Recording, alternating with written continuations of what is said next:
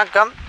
நேற்று இரவு 10க்கு மேற்பட்ட தெருநாய்களால் பட்டியில் இருந்த ஆடுகள் எல்லாம் கடித்து குதறப்பட்டு சில ஆடுகள் இறந்துள்ளன. இந்த விபத்து எப்படி நடந்தது என்பதை குறித்து ஆட்டின் உரிமையாளரிடம் கேட்கலாம். அண்ணா வணக்கம். வணக்கம். என் பேர் உதயராஜா.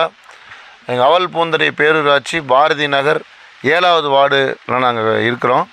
இந்த இடத்துல 7 வருஷமாக நாங்கள் விவசாயம் பண்ணிட்டுருக்கோம். சொந்தமாக நாங்கள் ஆட்டுப்பட்டி மாட்டு பண்ணை வச்சுருக்குறோங்க. ஒரு 1.5 மாதமாக தெருநாய்க்களுடைய தொந்தரவு அதிகமாக இருக்குது. பல கோழிகளையும் ஆடுகளையும் தொடர்ந்து இது கடித்து சாப்பிட்டுட்டு தொடர்ந்து ரிப்பீட்டாக இருந்துகிட்டே இருந்தது. இதை குறித்து பேரூராட்சியில் நிர்வாகத்திலும் இந்த நம்ம 7வது வார்டு கவுன்சில் இடத்திலும் பல முறை நான் வாய்மொழியாய் நான் சொல்லியிருக்கிறேன், நடவடிக்கை எடுக்கிறேன் என்று அவர் சொன்னார். இருந்தாலும் இரவு நேரங்களில் இந்த நாய்கள் வருகிறது, பகலிலும் வருது, 3 மணிக்கு மேலே வருது. இப்போ வரும்பொழுது பார்த்திங்கன்னா இங்கே நேற்று நைட்டு ஒரு 2 மணிக்கு மேலே, இரவு 2 மணிக்கு மேலே ஒரு 20க்கு மேற்பட்ட நாய்கள் நல்ல வெறி பிடிச்ச மாதிரி வந்து ஒரு 10க்கு மேற்பட்ட ஆடுகளை கடித்திருச்சு. அதில் பார்த்திங்கன்னா ஒரு 4-5 ஆடுகள் இறந்துருச்சு. பயங்கரமாக கொடூரமாக கடித்து சாப்பிட்டுருக்கு. சாப்பிட்டது மாத்திரமல்ல, பல ஆடுகள் 4-5 ஆடுகள் காயம் பெற்று கவலைக்கிடமாக இருக்கிற ஒரு சூழ்நிலையில் இருக்குது. நான் இந்த மீடியா வாயிலாக நான் கேட்டுக்கிறேன். பக்கத்தில் எங்கள் கேட்டுக்கு முன்பாகவே ஒரு குழந்தைகளுடைய அங்கன்வாடி கூடம் ஒன்று இருக்கிறது. பகல் நேரத்துலேயே குழந்தைகளை நிறைய தடவை நாய் துரத்தியிருக்கு. அதனால் இந்த குழந்தைகளுக்கு ஒரு பாதுகாப்பு, எங்களை போல் விவசாயிகளுக்கும் இந்த ஆடுகளை நாங்கள் நிறையா கஷ்டப்பட்டு நாங்கள் 6 மாதம் 7 மாதம் வளர்த்துறோம். அந்த வளர்த்து விவசாய வருமானத்தவிர எங்களுக்கு வேறு எதுவும் இல்லை. இதை வளர்த்தி நிறைய லாஸ் ஆகும்போது எங்களுக்கு பெரிய இழப்பீடு ஆகுது.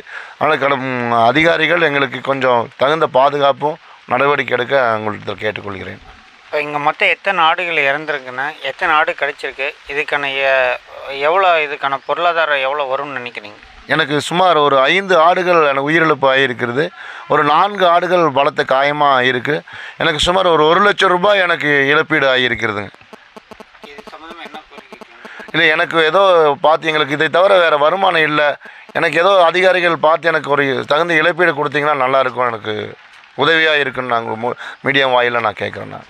இதே மாதிரி பார்த்தீங்கன்னா கடந்த சில நாட்களுக்கு முன்பு இன்னொரு விவசாயியோட ஆட்டுப்பட்டியிலையும் நாய்கள் கடிச்சிருந்தா அது எந்த மாதிரி சம்பவம் நடந்தது என்பதை குறித்து விவசாயிகளிடம் கேட்கலாம். ஆனால் உங்கள் பேர் என்ன? பால் சாப்பிட்டீங்க? பாலுங்க. எங்களுக்கு 1 வாரம் கழிச்சு அதே மாதிரி சாப்பிட்டுருங்க. ஆடு குட்டி போட்டு ஒரு 10 நாள் இளங்குட்டி நல்லா கிடா குட்டி நல்லா தின்னே ஓட்டுதுங்க, முழுசாக தின்னு ஓட்டு போயிடுச்சுங்க. அதிலிருந்து நாங்கள் நைட்டு பார்த்துக்கிட்டே தான் இருக்கிறோம். வர்றது போகிறது நாய் வந்துக்கிட்டே தான் இருக்குது. முடிக்கி விட்டுக்கிட்டே இருப்போம். இதுதான் வச்சுங்களா. ஆனால் யாரும் ஒன்றும் பண்ணுற மாதிரி இல்லைங்க. நிச்சயமாக இந்த பகுதியில் தெருநாய்க்களோட பாதிப்புகள் அதிகமாக உள்ளன.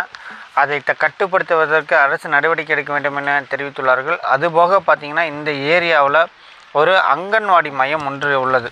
அதாவது இந்த இடத்துல வந்து பார்த்திங்கன்னா ஒரு அங்கன்வாடி மையம். இந்த அங்கன்வாடி மையத்தில் ஒரு 30க்கு மேற்பட்ட குழந்தைகள் வந்து படிச்சிட்ருக்காங்க.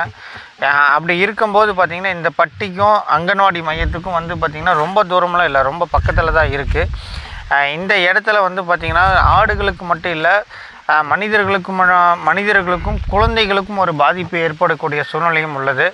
ஆகையால் வந்து இங்கே இருக்கக்கூடிய தெருநாய்க்களை கட்டுப்படுத்தாத சூழ்நிலை வரும்போது இங்கே இருக்கக்கூடிய குழந்தைகளுக்கு எதிர்காலத்தில் ஏதாவது பாதிப்பு ஏற்படுமா என ஆட்டின் உரிமையாளர் அதாவது பாதிக்கப்பட்டவர் தெரிவித்துள்ளார்.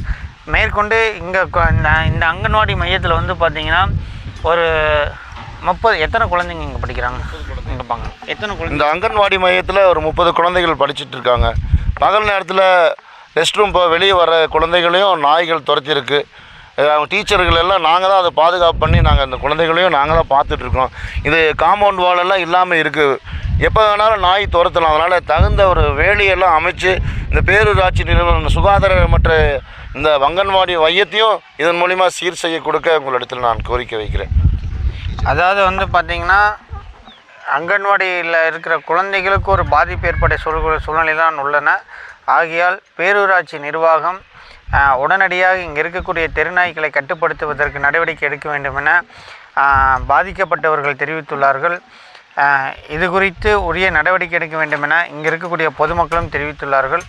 பாரத எக்ஸ்பிரஸ் செய்திகளுக்காக ஈரோட்டிலிருந்து அப்பாஸ்.